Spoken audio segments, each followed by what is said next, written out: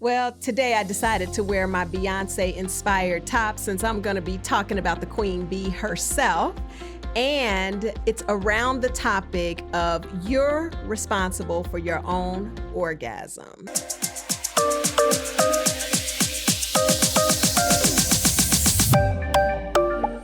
So before I jump into this provocative topic that I know has you sitting at the edge of your seat, I want to invite you to like, share, and subscribe to the channel here, and then make sure you ping your friends so that they know that this content is out there to serve you.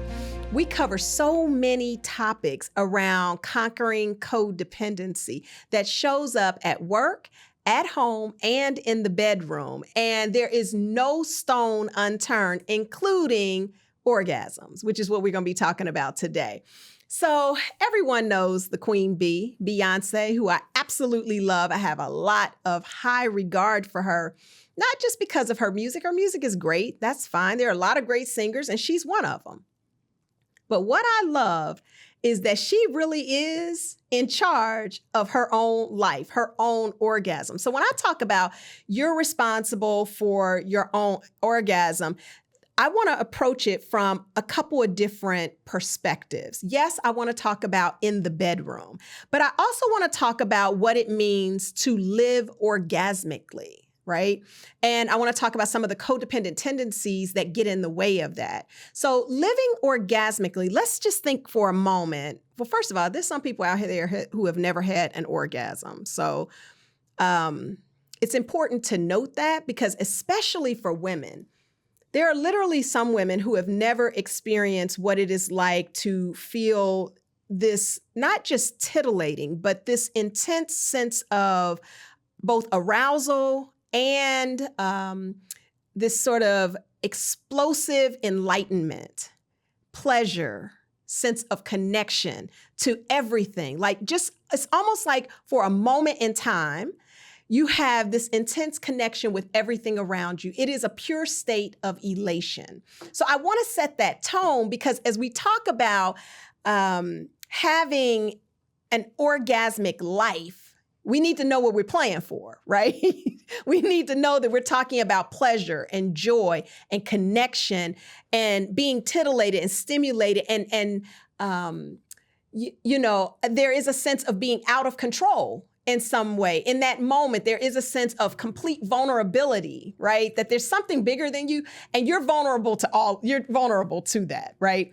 So when I talk about orgasmic living, I'm talking about getting up every single day and living your life such that whatever you do, in your career, the way you have constructed your career, the type of work that you do feels orgasmic for you. Like, it feels like you're on purpose. When I tell you I love what I do, I love what I do. Like, I feel so grateful for the plug ATL that I have somehow stumbled upon them. I could tell you how, but that's another story on another day.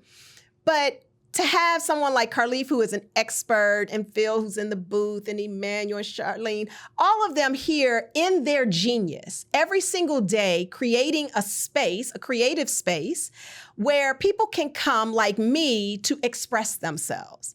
And to get out of bed every single day and feel excited about the possibilities of what's going to be created. Like, when I talk with Carlif, a lot of times he's like, yes, we're going to do this. Like, that's orgasmic living, seriously. Because it's like, oh no, we don't have a choice but to do this, because this is what we're called to do. That's orgasmic living, right? It's so on purpose. I feel like that whether I'm coaching executives in the workplace, helping teams to become high performing, helping leaders to improve their effectiveness, helping women to take back their power, helping couples to reconnect. Like, all of that feels so exciting to me. And it's also something that I live in my own life. And it doesn't mean that you don't have obstacles. We have obstacles sometimes to getting to the orgasm, right? Sometimes we might have that. But the point here is that you're finding your joy in life. You're finding your pleasure. So when I go back to the Queen Bee, I think she's found her joy. I think she's found her pleasure. And now here we are in 2024 and she's just come out with what, like a country western album, which is totally taking everybody by storm, and she's rocking it. Whether or not you agree with it or not, like she's showing up and showing the vastness of who she is. She is unlimited potential and opportunity. And so many people limit themselves and saying what they cannot do. And so they don't even go beyond that. So they don't even know, potential is it's just an unmet need. Seriously.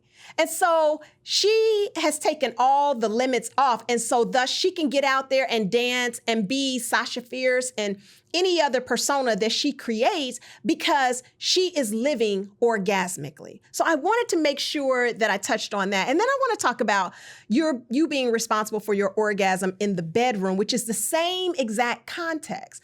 A lot of times, and I think this is especially for women, but maybe, I don't know if I ever get a male counterpart on this show. I want to talk about whether or not men ever do this. I don't think they do, but anyway. Sometimes as women, we are waiting for men to please us. Like we're waiting to get to that, to reach that heightened state, to feel titillated, to feel excited, to feel connected. Like we're waiting on them to do something. We're waiting on them to get it right. Instead of owning the fact that we ourselves are responsible for our own orgasm, our own excitement, our own joy, our own fantasy, our own love, they are simply party to that. They benefit from it for sure.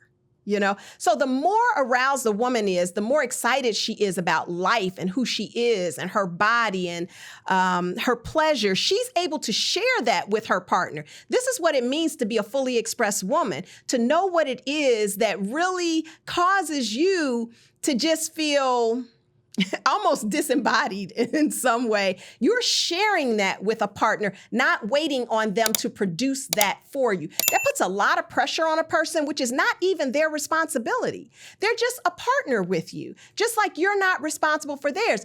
Now, what allows us to be in partnership with that is one, know what excites us, and to be able to communicate that clearly. Now, I'm not putting it all on the women here, because I also have been in relationships where men can feel very intimidated by a woman who is clear about what makes her feel good, and then she asks for it. So sometimes I remember, okay, I'm giving y'all way too much information. Way too much information. Let's just say that I know that there have been situations where people will say, well, I've never gotten any complaints in the past. It's not about complaints. It's about each individual's joy. It's not about bringing anybody else into the situation. It's just the joy that's created in this situation. Every person is different. And so that's how we allow each partner to be exactly who they are. So I want to talk about some of the codependent patterns that go with this, being responsible for your own life pleasure and your sexual pleasure. So one is seeking external validation is a codependent pattern that definitely will keep you from getting to that joy. When you're waiting and seeking the validation, like seeking approval from others, whether it's in the bedroom or in that career, that purpose-driven career, if you're waiting for other people to give you approval or give you the thumbs up and the go-ahead on things, you may be waiting forever because they may not even see it in the same way that you do. So stop waiting and just go after what you want. Number two is diminished autonomy. So this is where, we're not super clear about what it is that pleases us. We kind of go with this group thought opposed to this sense of autonomy. It's okay if you like this and nobody else likes it. If you like it, it's good for you. You know what I'm saying? Like, it's what you enjoy. And you don't have to explain that, rationalize it, justify it. I was having a conversation with one of my friends, and she was just saying that she has some things that she likes in the bedroom, but she didn't want to introduce those things because she didn't want her partner to feel diminished in any way. And, again, she was tippy-toeing around the male ego. And so I just think it's super important because at the same time, it's not that she was experiencing displeasure, but she was betraying herself by not speaking her truth. So I hope that our conversation has encouraged her, and I think it has encouraged her to go forward, do what she wants to do, and to express that to her partner and ask for their support. Number 3 is fear of abandonment. We've talked a lot about this notion of the fear of abandonment and how that will keep us from speaking our truth when we think that if we express ourselves, our partner will leave us. Quite honestly, if your partner cannot stand for you to be the fullest version of yourself, you might need to look at the bigger issue that is in that relationship because what we're playing for is to be in partnership. That's what we're playing for. And having to subdue any aspect of yourself is going to prevent you from getting there. Okay, so I'm gonna close this out with a couple of tips. The first one is self-exploration. Do I need to say more on that? Well, let me go further. Okay, so as it relates to your purpose, it's okay for you to explore different things that you enjoy and that you don't enjoy.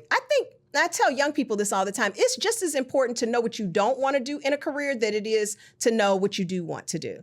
And that's true even in your job. There will be things that you really, really enjoy. Lean into those things and do them more. Volunteer for them. Seek out those opportunities because that's going to expand and you're going to be able to bring more genius into the space, and everybody benefits when you show up with your genius.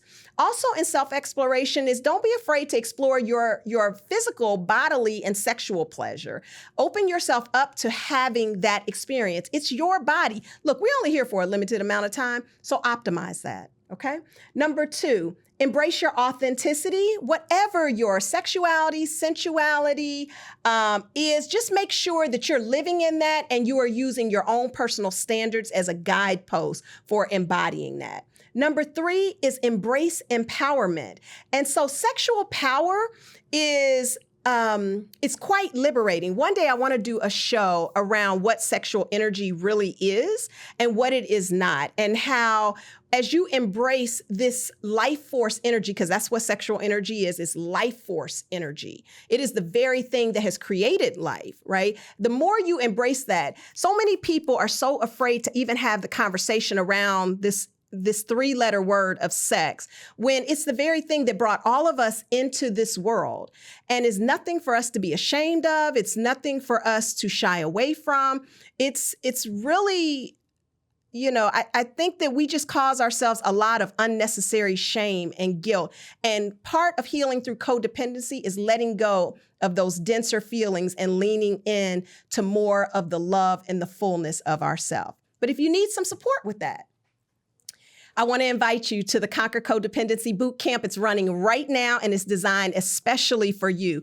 It's simple and easy to use. It's accessible to you 24 hours a day. And I've made sure that I've priced it so that you cannot use the excuse of, I can't afford it, right? Because I want everybody to be able to access this. And at the same time, every single day, you're catching me on social media and here on YouTube. Leave a comment. I want to hear from you. What are some of the messages that you were given around sex, sexual pleasure, pleasure for women, orgasms, pleasing a male? I would love to have a conversation about that. I could tell you a whole story around how I thought that I really was supposed to just please the man, and I really did not focus at all about pleasing myself. So I want to have a conversation about that. And I think I want to have some male guests on to talk about how they experience intimacy in the bedroom as well. But that'll be a topic for another time. But in the meantime, why don't you leave some of your comments, your questions, and your thoughts so that I can not only respond to them, we can craft some new shows that'll be designed just for you. I'm Tracy Knight, and I'm your codependency coach. And I want to remind you that today is the day that we take back, transform, and begin to win at the game called life.